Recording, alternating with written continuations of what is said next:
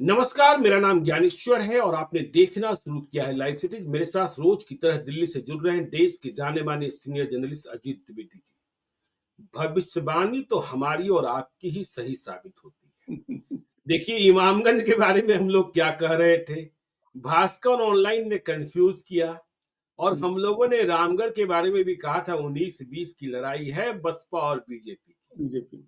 तो देखिए, बिहार 4-0 एनडीए, सभी सीटों पर 3 सीटें छीन ली गई और नीतीश कुमार जिनके बारे में कहा जाता है कि लोग राजनीतिक मृत्युलेख लिखना शुरू करते हैं, तो नीतीश कुमार फिर मजबूती से सत्य क्या कह रहे थे। और तेजस्वी यादव को आज कितना बड़ा झटका लगा कि सब जगह चारों खाने चित हो गए। देखिए, बदलाव के लिए वोट पड़ा, इमामगंज इस बात की गवाही देता है। वहां मतदाता कंफ्यूज हो गए कि आरजेडी को वोट करें कि जनसुराज को वोट करें। दोनों मत जोड़ देते हैं तो दीपा मांझी चुनाव हार गई थी। माले को खत्म करना था तरारी में, सुनील पांडे के बेटे जीत गए। हम लोग कह रहे थे कि तरारी का मतलब सुनील पांडे। बेलागंज बेलागंज ने यह मंजूर नहीं किया कि पिता को भी सलाम करें और बेटे को भी प्रणाम करें। और रामगढ़ में जगदानंद सिंह का घमंड कैसे टूटा, यह देखने की बात है। इमामगंज में ठीक है, हमने बता ही दिया, वोटों का विभाजन हुआ। तरारी और रामगढ़ की बात देखिए, प्रशांत किशोर खाता नहीं खोल पाए। तरारी में और रामगढ़ में जमानत जब्त हो गई। तो हमें और आपको इस पर भी विचार करना होगा, क्या प्रशांत किशोर की पारी खत्म हो गई? प्रशांत किशोर के लिए अब भी कुछ बचा है? और तेजस्वी यादव ने इतना कुछ कैसे गवा दिया? क्योंकि आज जिस तरीके से नतीजे आए हैं और जो नतीजे हैं बेलागंज के, रामगढ़ के, वह इस बात के प्रमाणक हैं कि देखिए, माई वोट बैंक दरक चुका है। बेलागंज में जितना मत जनसुराज के उम्मीदवार मोहम्मद अमजद को मिला है, उतने ही मतों के करीब करीब जीत हार का फासला है। तो तेजस्वी यादव कैसे संभालेंगे? और जगदानंद सिंह जो कह रहे थे नहीं किला है, कार्यकर्ता कौन? जब कभी कार्यकर्ता की बात करते थे, लेकिन कार्यकर्ता को भूले तो जनता उन्हें भूल गई। तो ये सारी बातें, प्रशांत किशोर के लिए आगे कुछ बचा कि नहीं बचा? और नीतीश कुमार जो आज तक नहीं जीत पाए थे बेलागंज, 2010 की आंधी में भी सुरेंद्र यादव जीत गए थे। नीतीश कुमार ने मनोरमा देवी को जिता दिया और वह बात प्रमाणित कर दी कि लालू यादव के सामने यदि हमारा यादव होगा तो हम चुनाव जीत जाएंगे, क्योंकि वहां लोहे से लोहे को काटा गया था। तो तमाम जो आयाम है, तमाम जो पक्ष हैं, देखिए आज एक बार फिर हम लोग जुड़ेंगे, झारखंड पर भी बात करेंगे कि बाहरी आक्रमणकारियों को कैसे झारखंडियों ने खदेड़ा है। खैर, अभी बिहार की बात कर ले। तो बिहार में जो उपचुनाव के नतीजे आए हैं, वह किस बात के संकेतक हैं? हम और आप मानते हैं कि देखिए, कोई सेमीफाइनल तो होता नहीं है चुनावों में, क्योंकि सेमीफाइनल में हारने वाला भी फाइनल में खेलता है। 2025 में सभी खेलेंगे, लेकिन आज के नतीजे के संकेतक क्या है तेजस्वी यादव के लिए, नीतीश कुमार के लिए, बीजेपी के लिए और प्रशांत किशोर के लिए? क्या प्रशांत किशोर को बिहार छोड़ देना चाहिए? अब उनके लिए कोई भी उम्मीद नहीं बची है या कुछ बचा है भी? क्योंकि देखिए, इमामगंज में तो प्रशांत किशोर के साथ लोग जुड़ गए, यह बात देखने को मिली है। अजीत जी, देखिए, सबसे पहले ज्ञानेश्वर जी, हम लोग नतीजों की बात करें, जो नतीजे 4 आपने तो डिस्कस कर ही लिया है, दिन भर तो ठीक। ये नतीजे चले हैं। हम्म, लेकिन वो जो नतीजे हैं बिल्कुल उस लाइन पर आए हैं जिस लाइन पर हम लोग बात कर रहे थे। बिल्कुल। और उस लाइन पर ये बात थी कि हम लोगों ने जब चुनाव, जिस दिन मतदान खत्म हुआ था, उस दिन भी कहा था, 13 नवंबर को भी हम लोगों ने कहा था और हम्म, एक दिन पहले भी हम लोगों ने कहा था, गुरुवार को भी, मतलब हम लोगों ने ये बात कही थी कि बेलागंज में मनोरमा देवी चुनाव जीत रही हैं। जीतन राम मांझी ने मैनेज किया है किस तरह से जी, नक्सली, जी, और उसमें किस तरह से एक बड़े नेता, पुराने स्पीकर साहब जो थे, उन्होंने क्या बिल्कुल। उसमें भूमिका निभाई, हम्म, किस तरह से तरारी में हो रहा है, किस तरह से बेलागंज में हो रहा है। हम्म, एग्जैक्टली सेम रिजल्ट आया, जी, एकदम सेम नतीजे आए। तो हम्म, इसका मतलब ये था कि जो ग्राउंड पर स्थितियां जो हो रहा था वो दिख भी रहा था, उसमें ऐसा कुछ बिल्कुल। नहीं था जो पढ़ने की, अगर जरा सा आप खुले दिल दिमाग से पढ़िएगा, दिख रहा था वो। हम्म, और हम लोग ये भी लगातार एक दिन इस पर पूरी हम लोगों ने चर्चा की थी कि तेजस्वी के सामने क्या चुनौती आने वाली है। अब वो चुनौती आ गई, यानी सोचिए, हम्म, वो चुनौती अब ऐसा नहीं है कि आने वाली है। आपने जैसे बताया, 17,000 के करीब वोट मोहम्मद अमजद को आया, उतना ही वोट, 17,000 से कुछ ज्यादा वोट जी, मोहम्मद अमजद को आया बेलागंज में, और 3,500 के करीब वोट आया ओवैसी के मुस्लिम कैंडिडेट। अब बिल्कुल। आप सोचिए कि मतलब 2 मुस्लिम कैंडिडेट थे और मुसलमान उन दोनों के साथ चला गया। हम्म। मतलब नहीं वोट से हारे, 21,000 के करीब वोट से मनोरमा देवी चुनाव जीती हैं और विश्वनाथ यादव हारे हैं, और उतना उतना ही वोट इन दोनों को मिला करके आया है मोहम्मद अमजद को और ओवैसी के उम्मीदवार को। तो लालू यादव का जो एकदम एक ये बड़ा होशियारी वाला दाव होता था जिसको पकड़ लिया है प्रशांत किशोर ने, कि जहां मुस्लिम हम्म, आबादी ज्यादा होती है आप यादव खड़ा करा लेते हैं और चुनाव बिल्कुल। जिता लेते हैं, तो हम्म, इसका मतलब मुसलमान ने उस बात को तो खारिज किया है बेलागंज में। जी। दूसरी बात कि मुसलमान ये समझा है कि हम सिर्फ बीजेपी और जेडीयू को हराने के लिए वोट नहीं करना है, हमको हम्म, अपने लीडरशिप के लिए भी वोट करनी है। ये तो दो जी। बहुत खास स्पष्ट मैसेज हो गया। और बेलागंज में यादव का वोट भी कुछ टूट करके मनोरमा देवी के पास गया, जो अभी आपने कहा कि नीतीश कुमार का यादव होता है, वो लालू यादव के यादव को हरा देता है। तो यादव भी टूट गया और मुसलमान भी टूट गया। बेलागंज के नतीजे की अगर हम लोग बात बिल्कुल, करें, बिल्कुल, हमको बिल्कुल। हमको ये भी सूचना है, आज जिन लोगों से बात हुई हमारी, ज्ञानेश्वर जी, अभी तो हम लोग झारखंड महाराष्ट्र में बहुत बिजी थे, जी। लेकिन बात इन लोगों ने कहा कि इमामगंज में भी मुसलमान का वोट टूटा है और इमामगंज में भी मुसलमान का वोट जितेंद्र पासवान के साथ गया है। हाँ, सही और बात है, सही बात है, ये सही बात ये है। ये तो बड़ी बड़ी चिंता की बात है। और तीसरी तीसरी जगह रामगढ़ है, वहां तो यादव और मुसलमान पूरी तरह से चला गया पिंटू हम्म, यादव के साथ। तो बिल्कुल। आपकी 3 सीटों पर आपका मुसलमान का जितना भी वोट था, कम ही वोट था, लेकिन वो वोट टूटा है आपका इमामगंज और में। नहीं, आप तरारी में भी देखिए, आपने राजू यादव को बिल्कुल। उम्मीदवार बनाया, हाँ, जितना एंटी यादव मोबिलाइजेशन हो सकता था वो हो गया। हो गया, और देखिए, हो गया। आज आपने कहा, मैंने कई वीडियोस किए हैं और मैं कमेंट बॉक्स में देख रहा हूं, लोग कह रहे हैं कि तेजस्वी यादव को कार्यकर्ताओं का सम्मान करना चाहिए, कार्यकर्ताओं से सीधा संवाद करना चाहिए, कनेक्ट होना चाहिए। केवल चुनाव के वक्त आते हैं और फिर याद नहीं करते हैं। यह बड़ी कमजोरी हम उनके चाहने वाले लोगों की ओर से कमेंट बॉक्स में देख रहे हैं अजीत जी। हाँ, तो ये बात भी हम लोग तो लगातार डिस्कस करते रहे कि जी। ऐसा नहीं होगा कि आपने 2 सभा कर दी औपचारिकता के लिए और एक बार लालू यादव चले गए। हम्म, ये तो औपचारिकता पूरी करनी है ना। प्रशांत किशोर जिस तरह से ग्राउंड कनेक्ट किए हुए हैं, जमीन से जुड़े हुए हैं, लगातार दौरे कर रहे हैं, गाँव में रुक रहे हैं, उस तरह की तो बात ही खत्म हो गई। तेजस्वी यादव को जी, तो हमने उस तरह की राजनीति करते देखा ही नहीं कभी। जी, और पूरे साल जब चुनाव नहीं होगा तो आप अपने घर में बंद रहेंगे, 12 बजे निकलेंगे, लोगों से मिलेंगे, नहीं मिलेंगे, दुबई, दिल्ली, बॉम्बे, लंदन घूमते रहेंगे, और चुनाव का समय आएगा तो आप वोट मांगने चले जाएंगे। तो ऐसे अब नहीं होता है, वोटर बंधुआ नहीं है। इस बात बिल्कुल। को भी अब एकदम समझ लेना चाहिए। लोकसभा चुनाव में तो जातियों ने अपना खूंटा तोड़ दिया था, कई जी, जातियों ने तोड़ा, कई जगह तोड़ा। अब आमतौर पर विधानसभा में ऐसा नहीं होता है, छोटे चुनाव में ऐसा देखने को नहीं मिलता है, लेकिन इस बार चुनाव में तो वो भी देखने को मिला कि जातियों ने खूंटा तोड़ दिया, यादव ने छोड़ दिया। यादव जी, ने, कुछ यादव वहां भी छूटे बेलागंज में, और रामगढ़ में तो सारे ही यादव छूट गए। बिल्कुल, बिल्कुल। करारी में यादव का वोट मिला, लेकिन वो किसी एक पार्टी या गठबंधन की बात नहीं, वो राजू यादव को मिला। वहां भी हम्म, अगर आपने दूसरा दिया होता, दूसरी जाति का, तो शायद उस वहां भी वो वोट टूटता। तो वो वोट आपका उस तरह से टूट गया। आपने जो ये हम लोग जो गेस कर रहे थे तरारी के लिए, अभी हम लोग नतीजों की बात कर रहे हैं, बाकी इसका जी, पर्सपेक्टिव जो है उस पर हम लोग बाद में आएंगे, परसेप्शन पर। तो जी। आपने उस समय कहा था कि 5-6 हजार वोट अगर से ज्यादा आता है, और एकदम और वही आपने हुआ। 10,000 का, और आपने 10,000 कहा दस था। हजार बात, हाँ। तो जी, उससे वही ज्यादा हुआ। आता, वही हुआ। जी, और इस बार हम लोगों ने ये भी देखा, जो उस समय आप ये कह रहे थे कि यादव राजपूत का भी वोट देखेगा कि माले न जीत जाए, ये सब आदमी जी, देखेगा बिल्कुल, कि माले बिल्कुल, न जीत। बिल्कुल। तो हम्म, बीजेपी को इसका भी फायदा मिला कि माले न हम्म, जीत जाए, तो उस पोलराइजेशन हो गया माले को हराने के लिए। और और देखिए, पिछली बार सुदामा प्रसाद को उनकी जाति का वोट मिला था, जी, लोकसभा में भी उनको मिला, विधानसभा में मिला था। तो ये चीज भी एक तरह से स्टैब्लिश हो रही है कि उम्मीदवार की जाति बहुत महत्वपूर्ण हो गई है अब चुनाव में। हम्म, अब सिर्फ पार्टी का चुनाव चिन्ह देख करके लोग वोट नहीं दे रहे हैं कि ये लालटेन छाप है तो सारे यादव, सारे मुसलमान सब उसी को वोट दे देंगे। वो लालटेन छाप के साथ ये भी देख रहे हैं कि यादव है कि नहीं है। अगर यादव नहीं है या मुस्लिम नहीं है, तो फिर वो उसके बाद नीचे देख रहे हैं कि दूसरी पार्टी का कोई तो यादव है कि नहीं, इसका मुसलमान है कि नहीं। आशय तो ये हुआ जीत जी कि देखिए, आप इस बात का दंभ आप नहीं भर सकते हैं कि किसी जाति के सबसे बड़े नेता पूरे प्रदेश के हैं, आप जिधर रहेंगे उधर ही वोट पड़ेगा। इस बात की गारंटी नहीं दी जा सकती है, क्योंकि देखिए तेजस्वी यादव के साथ क्या हो गया, इमामगंज में क्या हो गया, बेलागंज में क्या हो गया, हो गया। रामगढ़ में क्या हो गया। हाँ, और मुसलमानों ने भी खेल कर ही दिया। तो अब माई समीकरण भी दरक गया।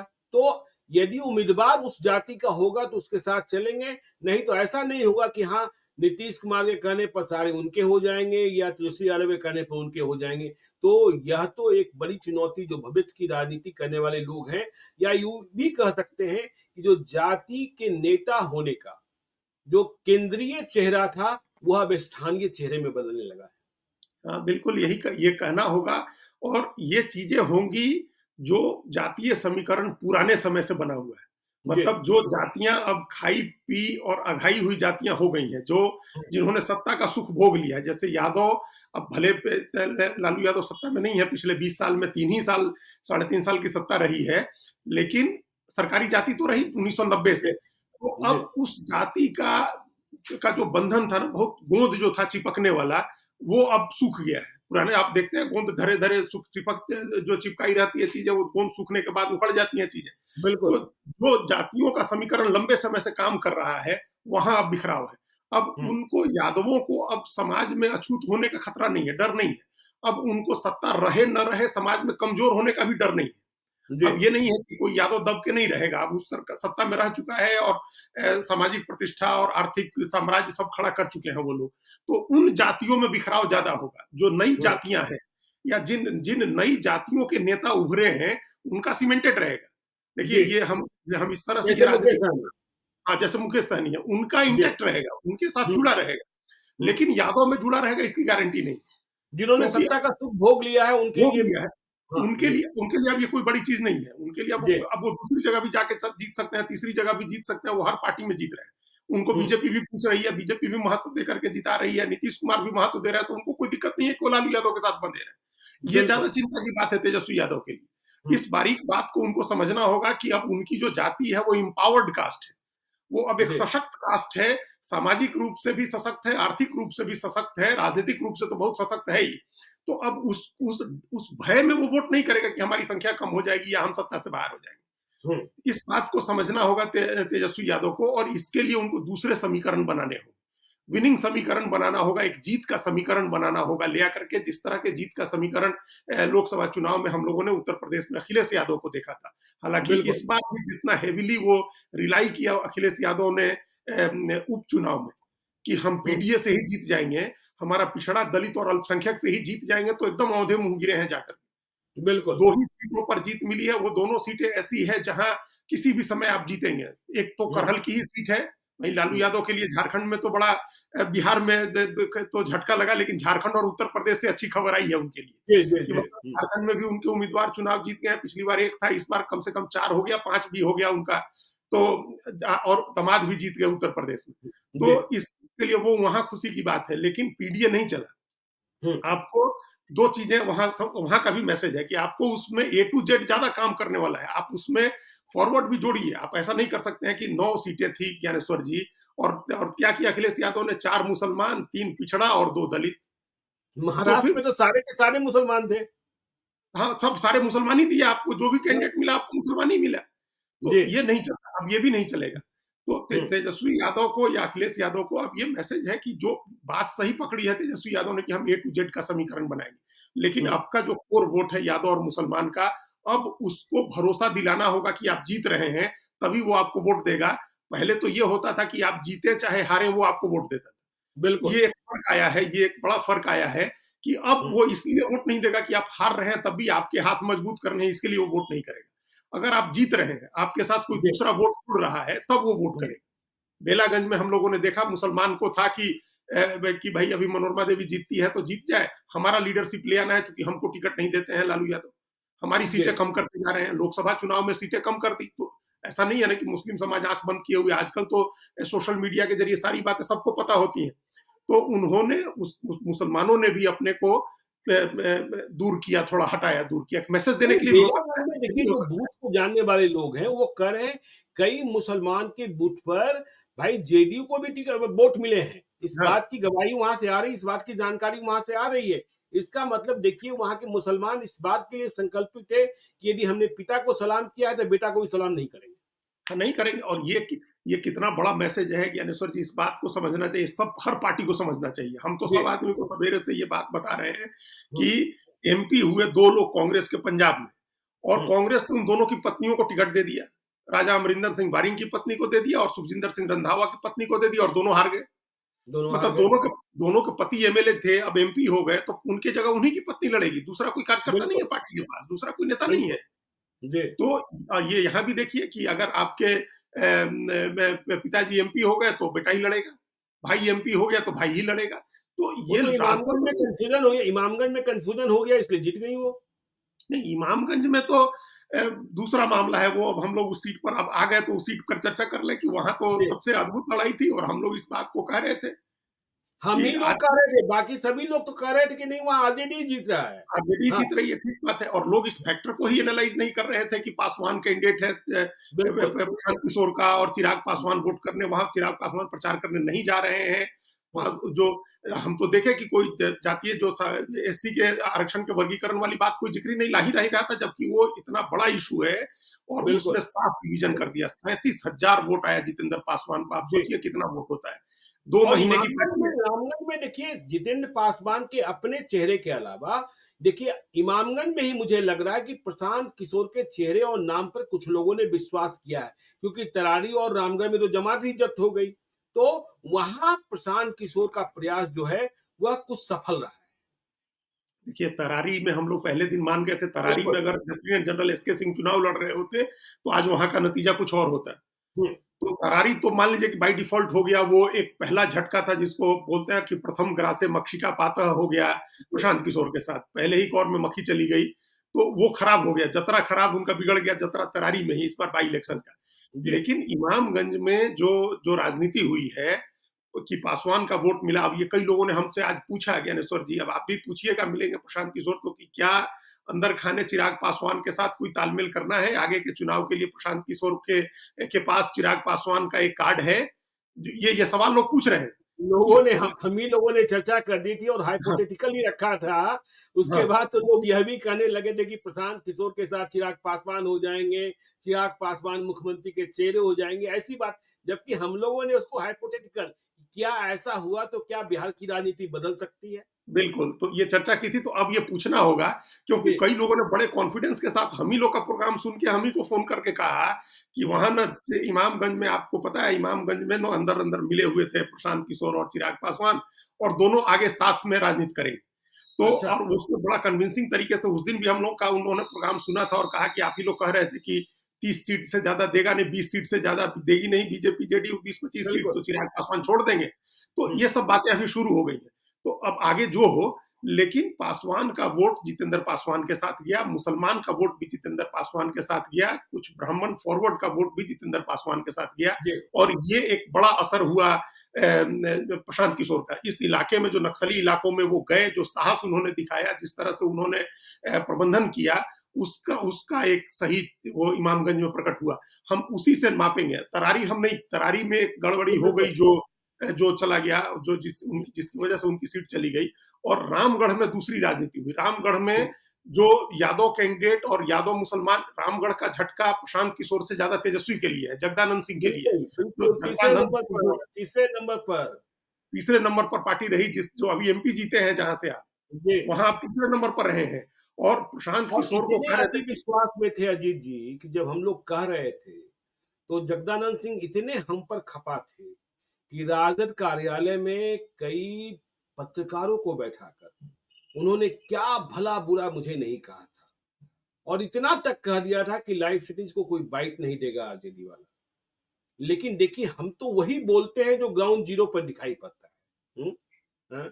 जो ग्राउंड जीरो पर दिखाई पड़ रहा था कि नंबर 3 पर रहेंगे, नंबर 3 पर रहे और शुरू से ही नंबर 3 पर रहे। ऐसा नहीं हुआ कि कभी नंबर 2 पर चले रहे और कभी नंबर 1 पर चले गए। नहीं, और इस बात को कब समझेंगे बिहार के नेता लोग? इसमें क्या पर्सनल होने की बात है? और बिल्कुल। आप और हम कह रहे थे कि बसपा की लड़ाई है, तो बसपा वाले क्या क्या आके हमारे साथ, क्या बसपा से लेना देना हम लोगों का? क्या या हाँ, बीजेपी बिल्कुल। से क्या लेना देना?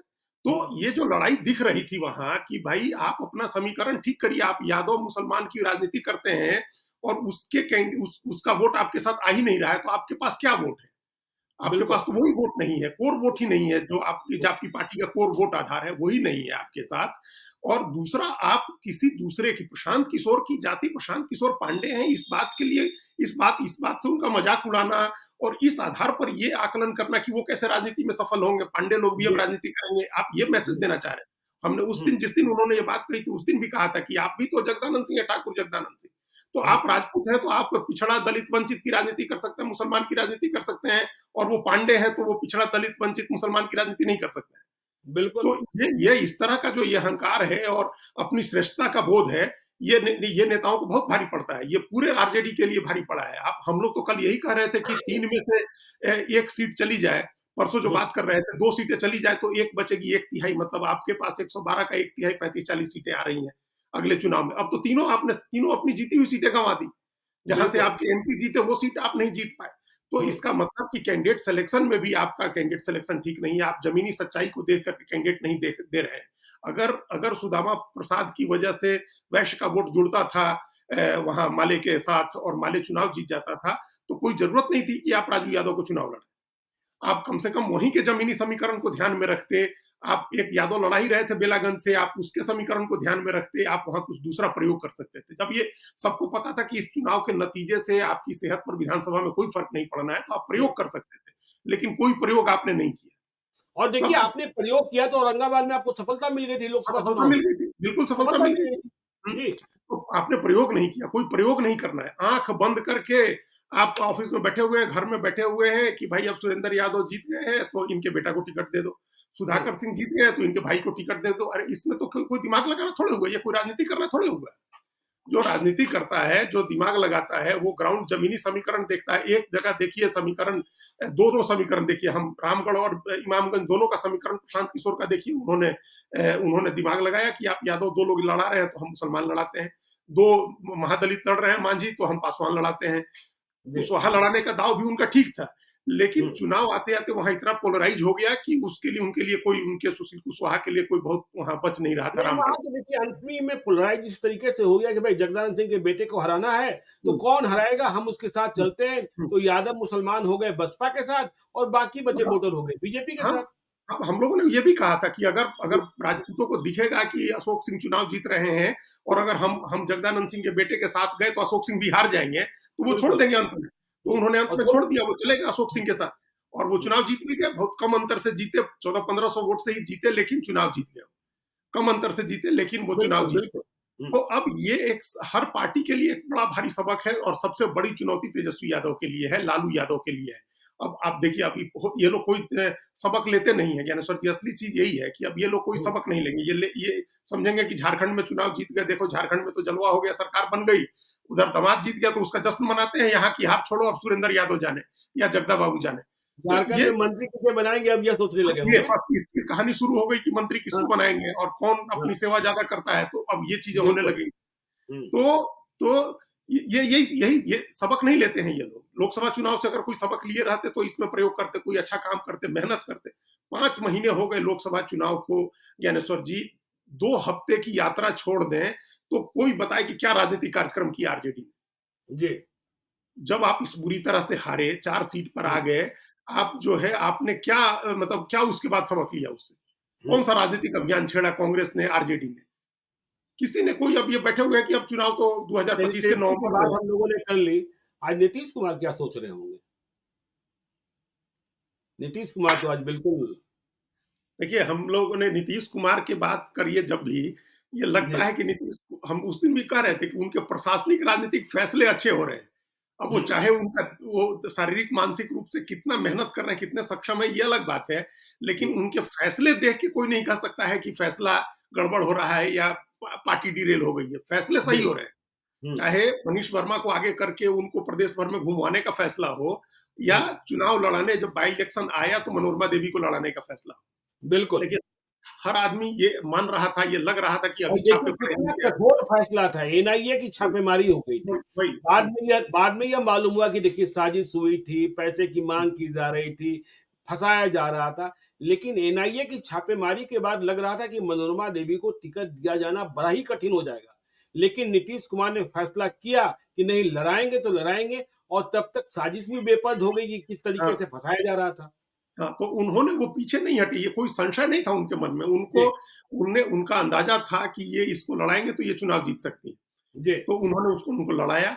चुनाव जीतने के लिए क्या करना चाहिए, क्या समीकरण होना चाहिए, उस समीकरण को ठीक करने के लिए उन्होंने काम किया। अपने मंत्री को बिठाया, अशोक चौधरी को वहां बिठाया, उन्होंने देखा कि भूमिहार वोट तोड़ने की कोशिश में प्रशांत किशोर लगे हुए हैं, और अगर जहानाबाद लोकसभा चुनाव वाला बदला लेने के लिए भूमिहार इस बार फिर कहीं गड़बड़ न करें, तो उन्होंने ललन सिंह को भी वहां भेजा, विजय चौधरी को भेजा, विजय चौधरी को भेजा वहां, विजय चौधरी को भी गए वहां भी, और सरकार की तरफ से जो काम हो सकते थे वो काम उन्होंने कराने शुरू कर दिए कि जो थोड़ी बहुत नाराजगी है उसको दूर करना है।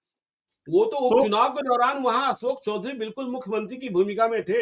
मुझे लगता है आज उनका वजन बढ़ गया होगा, राजनीतिक वजन बढ़ गया होगा। काफी बढ़ गया उनका। एक तो लग रहा था उनको अपने को रिडीम करना था। जहानाबाद लोकसभा चुनाव हारने के बाद, उनके भाषण से जो कंट्रोवर्सी हुई थी उसके बाद उनको रिडीम करना था अपने आप को, तो उन्होंने रिडीम कर दिया। वो बहुत भरोसे में थे भी कि हम लोगों ने जितनी मेहनत की है वहां, जिस तरह से जो करना पड़ा है वो किया है हम लोगों ने।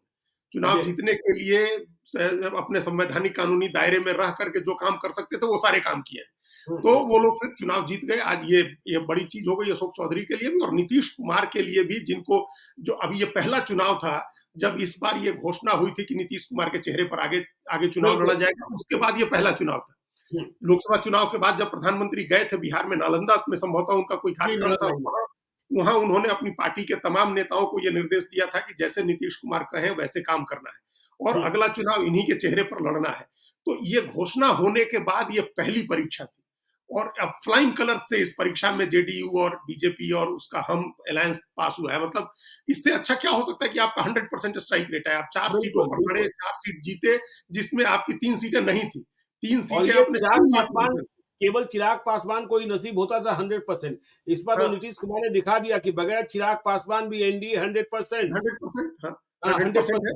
हाँ, तो इस बार बल्कि चिराग पासवान का अंदर खाने ही हो, लेकिन उन्होंने तो नुकसान पहुंचाया हो वहां इमामगंज में।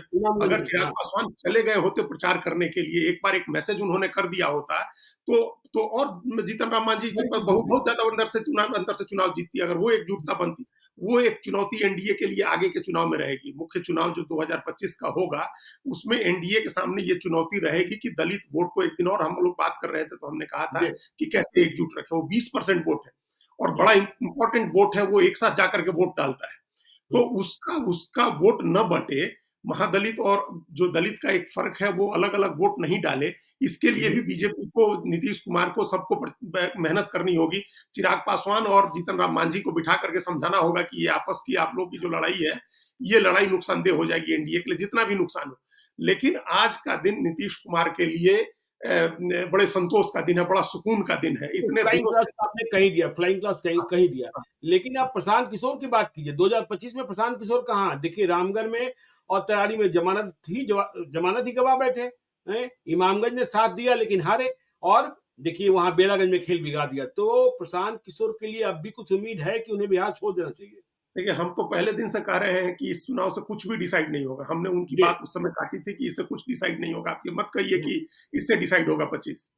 तो उनके लिए बड़ी संभावना थे। वो बातचीत वो उन्होंने कल से कहना शुरू किया है। मेरी रिपोर्टर समरीन ने कल मुलाकात की थी, उन्होंने वही बातचीत कही जो आज आप कह रहे हैं और पहले भी कहते रहे कि इस उपचुनाव से कुछ नहीं होने वाला है। हाँ, हमने कहा कि चुनाव जीत भी जाते तो इस बात की गारंटी नहीं होती कि आप 25 में जीत जाएंगे, और हार गए तो इससे ये नहीं हो रहा है कि आप हार ही जाएंगे और कुछ नहीं कर पाएंगे बिहार में। देखिए, एक बात तो लोगों ने दिखा दी कि एक एस्पिरेशनल क्लास है, हर जाति का है, जिसको प्रशांत किशोर से उम्मीद है। उन्होंने ये बात भी दिखा दिया कि अगर समीकरण के हिसाब से वो टिकट देंगे तो उनका उम्मीदवार अच्छे वोट ला सकता है और चुनाव जीत भी सकता है। देखिए, बाई इलेक्शन में क्या हुआ, 2 सीटों पर तो बहुत ही बढ़िया उन्होंने परफॉर्म किया, वो जो बेलागंज में और इमामगंज में। तरारी हम लोग बताए कि तरारी में क्या कारण था जिसकी वजह से हो गया, एक रामगढ़ उनका सेटबैक है। लेकिन 2 महीने पुरानी पार्टी है ज्ञानेश्वर जी, इस बात को समझना चाहिए कि सिर्फ 2 महीने पुरानी पार्टी है। 2 महीने क्या, 2 अक्टूबर को पार्टी बनी है और आज हम लोग 23 नवंबर को बात कर रहे हैं। 1 महीना पदयात्रा भी नहीं हुई थी, और इस इलाके में उनकी पदयात्रा भी नहीं हुई है। मगध और शाहबाद के इलाके में भी उनकी पदयात्रा भी नहीं हुई है। उनकी बात डायरेक्टली जो उनके मुंह से पहुंचनी चाहिए है वो नहीं पहुंची है। वो 2 साल से दूसरे इलाके में घूम रहे थे। तो एक तो उनके लिए अभी पूरी जमीन खाली है, पूरा इलाका, समीकरण सारे टूट गए हैं। तेजस्वी यादव और लालू यादव का वोट का समीकरण भी टूट गया है। दलित के भीतर दलित महादलित का झगड़ा स्पष्ट रूप से दिख रहा है, माले का खतरा भी दिख रहा है, यादव मुसलमान का वोट टूट रहा है। तो और क्या चाहिए है? ये समीकरण, ये स्थितियां बिहार में जो चर्निंग दिख रही है पॉलिटिकल, इसका लाभ वो उठा सकते हैं। और और जब आम चुनाव होता है तब आपने तो इतने आम चुनाव हम लोगों ने देखे, देखते देखते इसमें अब तो कम ही नेता बनते हैं, नीतीश कुमार लालू यादव को छोड़ दे, जिन लोगों ने हम लोगों से ज्यादा चुनाव देखे होंगे। तो बिल्कुल। उस चुनाव में, आम चुनाव जब होता है तो ये होता है कि दो गठबंधन है, अब दोनों गठबंधन के लिए 4 आदमी, 3 आदमी, 5 आदमी हर सीट पर दावेदार है। आप टिकट एक आदमी को दीजिएगा, अगला जो 4 आदमी बचेगा उसमें कई बहुत पोटेंशियल मजबूत उम्मीदवार होंगे जिनको प्रशांत किशोर के लिए, जिनको प्रशांत किशोर टिकट दे सकते हैं, जो प्रशांत किशोर को मिल जाएंगे टिकट चुनाव लड़ने के लिए। अभी उपचुनाव में ऐसा नहीं होता है, उपचुनाव में ज्यादा लोग दावेदारी नहीं करते हैं। अब कौन दावेदारी करता, सबको पता ही था कि सुरेंद्र यादव का बेटा लड़ेगा, तो उसमें क्या दावेदारी करते? इमामगंज में मांझी के सामने क्या दावेदारी करते लोग? करारी में भी कोई दावेदारी नहीं थी, रामगढ़ में तो दावेदार नहीं थे, बड़े नेता आए नहीं सामने चुनाव लड़ने के लिए। उपचुनाव में कोई नहीं आता है, लेकिन जब चुनाव होंगे 2025 में, तब बहुत सारे लोग आएंगे चुनाव लड़ने, जिसमें बहुत ही अच्छे उम्मीदवार होंगे। नहीं है कि एक क्षेत्र में 2 ही उम्मीदवार बहुत अच्छे नहीं होते हैं कि जो जेडीएस एनडीए से या इंडिया ब्लॉक से लड़ जाएंगे। 4 उम्मीदवार, 6 उम्मीदवार बहुत अच्छे होते हैं, उसमें से एक उम्मीदवार को चुनना है प्रशांत किशोर को, और उनको उम्मीदवार भी अच्छे मिलेंगे, उस समय लड़ाई भी अच्छी होगी और वो लड़ाई में रहेंगे। उनको चुनाव जीतने हारने के लिए हम लोग नहीं, हम जो उनकी तारीफ करते हैं, हमको 10 आदमी कहता है कि भाई आप लेख लिखते हैं, आप टीवी पर जाते हैं, सब जगह आप प्रशांत किशोर, हमने कहा कि हमको प्रशांत किशोर से कोई लेना देना नहीं, हमको वो बिहार के लिए अच्छी बातें कर रहे हैं, इसके लिए हम उनके साथ हैं कि वो विकास के लिए अच्छी, बिहार को बदलने की बात कर रहे हैं, बिहार के भलाई की बात कर रहे हैं, शिक्षा और स्वास्थ्य की बात कर रहे हैं, तो उनका क्यों नहीं हम समर्थन करेंगे, या क्यों नहीं उनकी हौसला अफजाई करेंगे। तो ये 4 सीटों पर उनकी पार्टी का परफॉर्मेंस जैसा भी हुआ हो, कोई ये हौसला टूटने वाली बात नहीं है, ये खुश होने की बात है। नीतीश कुमार से सबक सीखना चाहिए। 1995 का विधानसभा चुनाव उठा के नीतीश कुमार का देखना चाहिए। 324 सीटों पर जो पार्टी लड़ी थी, उस पार्टी को सिर्फ 5 एमएलए मिले थे, और नीतीश कुमार शुरुआत में स्वयं दोनों चुनाव हार गए थे। 2 चुनाव हारे नीतीश कुमार। जब तो 2 चुनाव हारे नीतीश कुमार, 77 में कौन चुनाव हार रहा था? जी बिल्कुल। तो नीतीश कुमार भी का सबक है, नीतीश कुमार की पार्टी का सबक है। तो वो ये जादू नहीं है कि हर आदमी आम आदमी पार्टी की तरफ पहला चुनाव जीत जाएगा। आपका असर हो सकता है धीरे धीरे लोगों के दिमाग पर चढ़े, आप जो बातें कर रहे हैं वो धीरे धीरे लोगों को समझ में आए। तो हम इस उपचुनाव से किसी निष्कर्ष पर नहीं पहुंच रहे हैं। पहुंचना भी होगा तो हम इमामगंज और बेलागंज को देख करके और पीछे की पार्टियों का इतिहास देख करके प्रशांत किशोर को आगे की तैयारी करनी चाहिए। चलिए, तो आगे की तैयारी करनी चाहिए। देखिए उपचुनाव के क्या संकेतक हैं, और तेजस्वी यादव को यादवों और मुसलमानों ने ही हरा दिया इस उपचुनाव में। और देखिए नीतीश कुमार तो फ्लाइंग कलर्स के साथ सबसे आगे हैं। तो आगे भी हमारी चर्चा जारी रहेगी। आप देखते रहिए लाइव सीरीज को। यदि अब तक आपने हमारे यूट्यूब चैनल लाइव सीरीज को सब्सक्राइब नहीं किया है तो जरूर कर लीजिएगा, और यदि इस वीडियो को फेसबुक पेज के माध्यम से देखें तो पेज को लाइक कीजिएगा। हैंडल एक्स पर भी हमें फॉलो कीजिए। धन्यवाद।